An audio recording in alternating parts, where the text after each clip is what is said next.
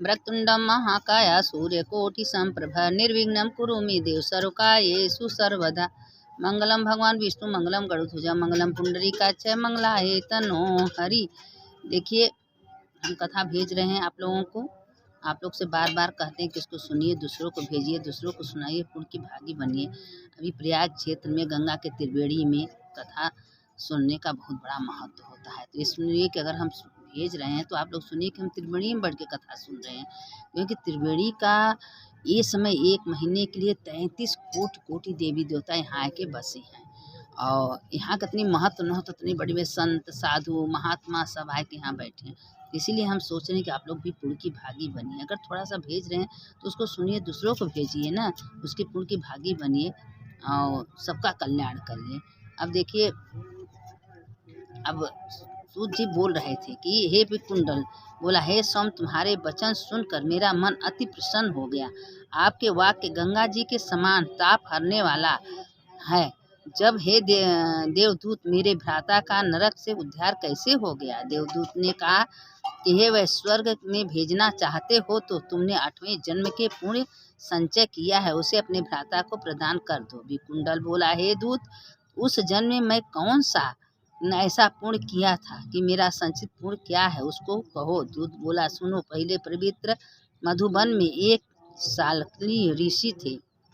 वे तपस्वी और वेदाध्ययन करने वाले थे। उसका तेज ब्रह्मा जी के समान था।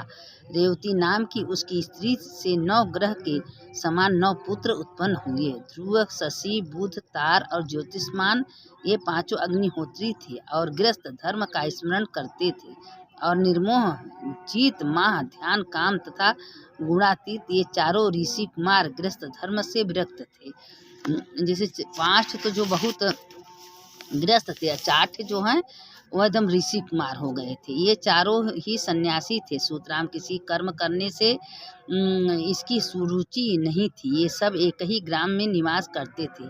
संग तथा परिग्रह सहित ये उन्होंने सीखा और यज्ञोपवीत्र का भी परित्याग कर दिया था।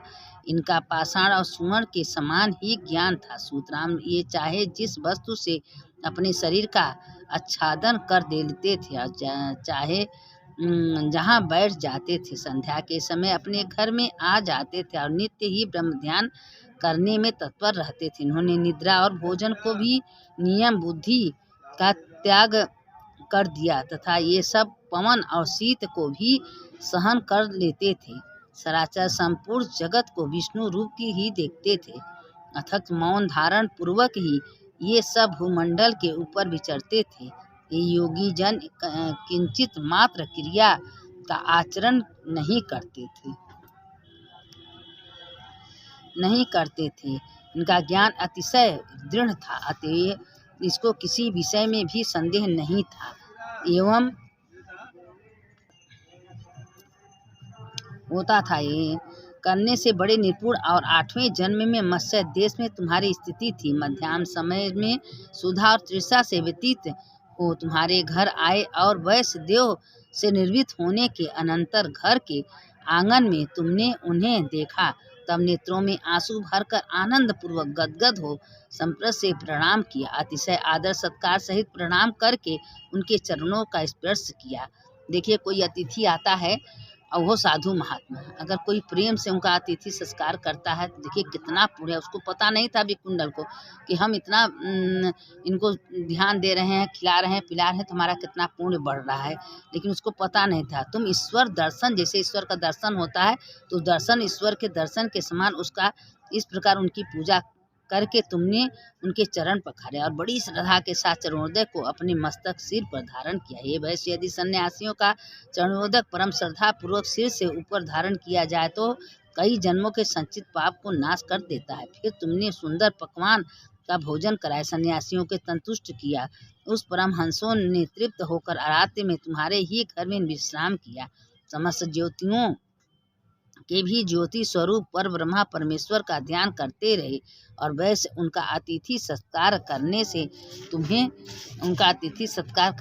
तुम्हें जिस पुण्य की प्राप्ति हुई उसे मैं सहस्त्रों मुख से भी वर्णन नहीं कर सकता। सृष्टि में प्राणी प्राणियों में बुद्धिमान बुद्धिमानों में मनुष्य और मनुष्यों में ब्राह्मणों को श्रेष्ठ कहा गया है।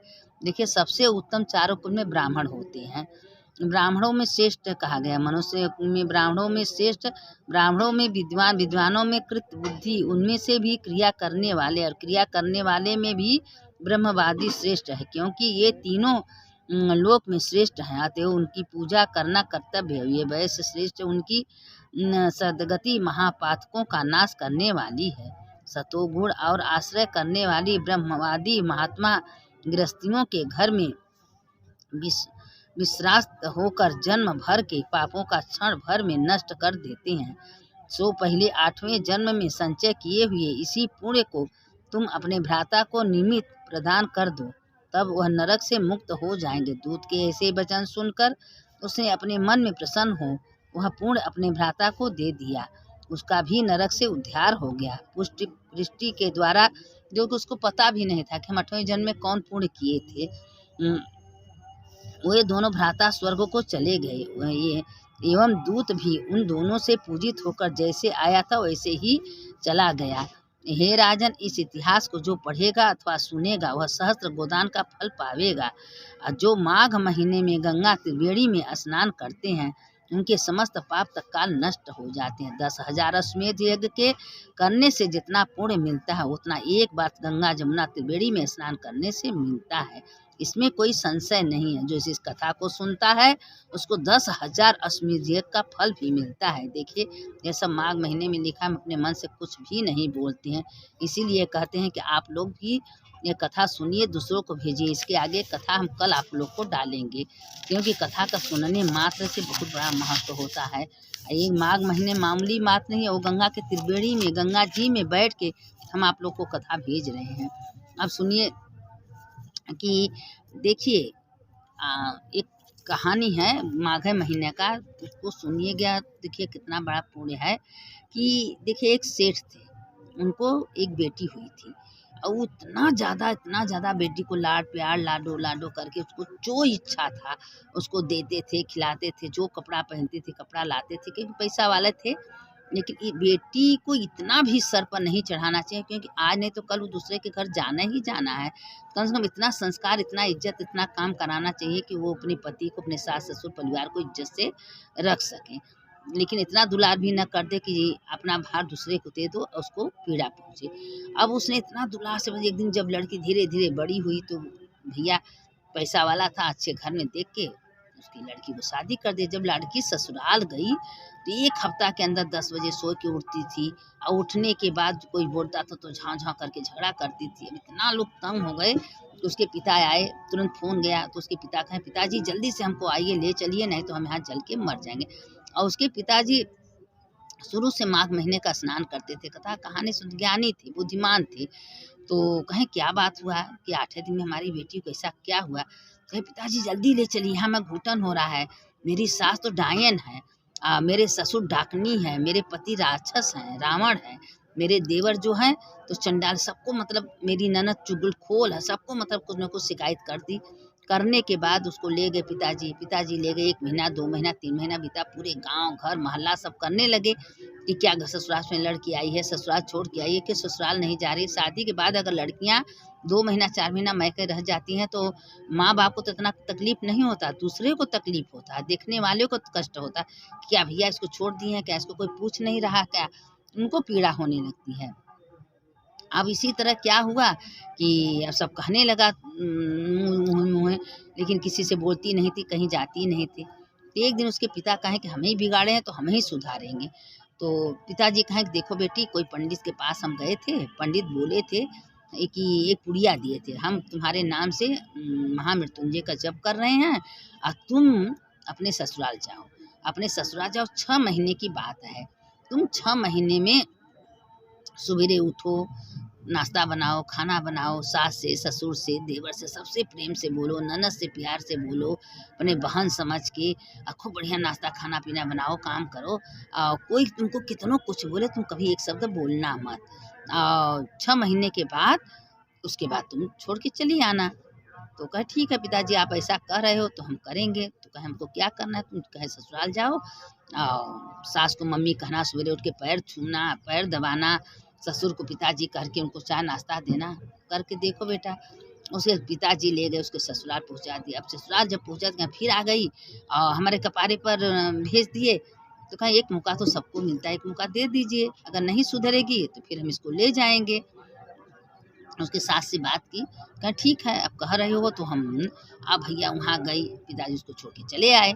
अब वो दिन से वो उसके पिताजी कहते बेटा कुछ बोलना मत, बस जो जितना जितना हम कहें उतना कहना। अब सवेरे 5 बजे उठ के नहा के धो के भगवान का पूजा करने लगी और उसके बाद रसोई घर में जाके भोजन नाश्ता बनाने लगी। भोजन उसके साथ पूछ रही है अपनी बेटी से क्या कर रही है महारानी, कहे नाश्ता बना, कहे नाश्ता बना रही है। अच्छा, इसके बाद नाश्ता बनाना, भोजन बनाना, उसके बाद सबको प्रेम से देना, मम्मी जी का पैर छूना। कहे भैया तो काया पर, कहे वही तो है, नहीं कि दूसरी है। कहे बेटा तुम्हारी जुड़वा बहन तो नहीं, कहे नहीं माँ मेरा जुड़वा बहन नहीं है, हम ही हैं। मम्मी जी कहने लगी, मम्मी जी का पैर छूने के बाद अपने ससुर को, अपने पति से सवेरे सवेरे नाश्ता खाना पीना, ड्यूटी जाने लगी। इतना मतलब काम बदल गई, इतना बदल गई। 6 महीना क्यों कितना कहे, बस बुढ़िया 6 महीना का बात है। मेरे पिताजी कहे मन ही मन बोलती थी, 6 महीना का बात है बुढ़िया, बस 6 महीना में चुप है, काम करके तुम लोग को रखते हैं। अब उसकी सास इतना मानने लगी, मेरी बहू है, मेरे घर की लक्ष्मी है। 2-3 महीने के बाद उसके अपनी चाबी दे दी कि बेटा घर की मालकिन तुम हो, इसके घर का भार तुम संभालो। ससुर जी कहे पिताजी चाय नाश्ता, कह रही बहुत एकदम सुधर के बदल गई। अब सब जिंदगी अच्छाई से सब खुश रहते हैं, बुराई से कोई। अब तुम सवेरे उठ के किसी को गाली दो, कोई काम धंधा मत करो, 10 बजे सो के उठो, कोई को अच्छा नहीं लगता। अब तुम सवेरे उठो, काम करो, धंधा करो, सबको अच्छे से समझ के करो, देखिए अच्छाई से सब खुश होता है। अब 6 महीना जब कुछ बात हो तो मन ही मन रखी, एक शब्द न बोली, एकदम सुधर गई। उसके बाद जब 6 महीना बीता, रक्षाबंधन का दिन आया तो उसके जो है पिताजी फिर लेने आए। तो उसकी सास कही कि नहीं मेरी बहू को तुरंत ले जाना, पहुंचा देना, इसके बिना तो घर सूना लगेगा ही, नहीं रहेगी तो हम लोग रह नहीं पाएंगे। अब तब उसके समझ में आ गया कि इतना प्यार मिलने लगा। तो कहें बेटी को जो तुम्हारी सास डाकनी थी, तुम्हारे ससुर राक्षस थे, तुम्हारे पति ब्राह्मण थे, क्या सब। कहे नहीं पिताजी आप क्यों बोल रहे हैं ऐसे, हमारे सब अच्छे हैं, बहुत अच्छे हैं, मेरी सास बहुत अच्छी है, मेरी ननद अच्छी है। और उसके पिताजी का एक बार तो हम सोचे कि भाई एक तो एक पूरा का खानदान है खराब हो जाएगा, पूरा पड़ोसी अड़ोसी सब खराब हो जाएंगे। नहीं भी गलती तो हम की है, सुधारेंगे। देखिए पिता हो तो ऐसे, पिताजी बुद्धिमानी से काम लिए और कोई अंतर मंत्र नहीं जप रहे थे, खाली उसको शिक्षा दिए, समझाए कि बेटा ससुराल में कैसे रहना है। तुम 6 महीना, अब 6 महीने में तो सुधर ही गई, एकदम से सुधर गए, सबका प्यार भी पाने लगी। अब उसके बाद आई ससुराल में तो पिताजी अब हमको जाना है, मायके में आई, पिताजी हमको जाना है, नहीं मेरी मम्मी जी हमारे बिना नहीं रह पाएंगे। मेरे ससुर जी, मेरे देवर, मेरे ननद लगी तारीफ करने, बताए वही ससुराल में इतनी सबका निंदा करने लगी, वही ससुराल में सबका तारीफ करने लगी। तो इसी में देखिए कि कितना अंतर होता है। इसीलिए कहते हैं कि जब ससुराल में लड़की अच्छी रहती है तो सबको प्यारी रहती है, जैसे ससुराल में लड़की बुरी रहती है तो किसी को अच्छी नहीं लगती हैं। तो इसीलिए मैं ससुराल को अपना घर समझ के रखना चाहिए। और उसके पिता को तो भगवान बुद्धि ज्ञान दे ही थे, समझा के सुधार दिए। इसलिए लड़कियों को प्यार करिए, इतना मत प्यार कर दीजिए कि सबसे लड़ने लगे, झगड़ने लगे, किसी का न हो। अब इसके आगे कथा कल डालेंगे, इस कथा को आप लोग सुनिएगा, समझिएगा। और दुनिया के ऊपर है, हमारे तुम्हारे ऊपर नहीं, सबके ऊपर है कि बच्चों को प्यार दीजिए, लेकिन उतना दीजिए जितना सहन हो। सुनने वाले की जय, सुनाने वाले की जय। जो इस कथा कहानी को सुनता है उसका भी जय होता है, जो सुनाता है उसका भी जय होता है। मंगलम भगवान विष्णु मंगलम गरुड़ध्वज मंगलम पुंडरीकाक्षय मंगलाय तनु हरि। वक्रतुंडम महाकाय सूर्यकोटि समप्रभा निर्विघ्नं कुरु मे देव सर्वकार्येषु सर्वदा। सुनने वाले की जय, सुनाने वाले की जय।